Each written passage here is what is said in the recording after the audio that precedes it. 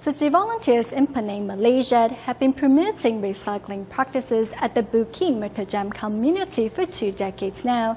Having started from a factory warehouse, recycling practices have now expanded to residential areas. Recently, Tzu volunteers purchased a plot of land from the government to establish the first Tzu Environmental and Education Center in Bukit Mertajam.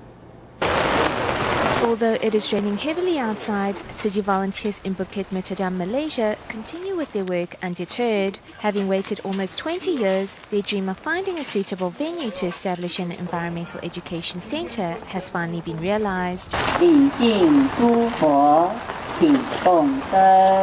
This land originally belonged to the government, but it has been deserted for some time now. The government decided to sell it at a cheaper price as their contribution towards a charitable cause.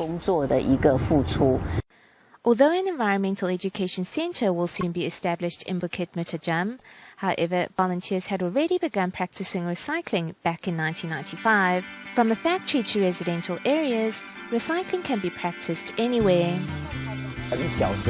We started out small inside one brother's warehouse. We collected the leftover cardboard and paper from his factory and sorted it. I'm just doing what I can. It's a blessing to be able to do something. It would be a pity if we just stood by and did nothing.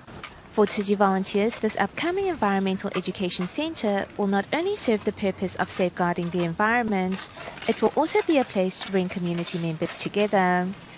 We hope that our environmental education centre will be up and running soon, so we may have a permanent place to work for our Mother Earth. I'm confident in that we now have a place of our own. Now we can call on more people to take on recycling work. The accumulated love of all brings hope to this future environmental education centre.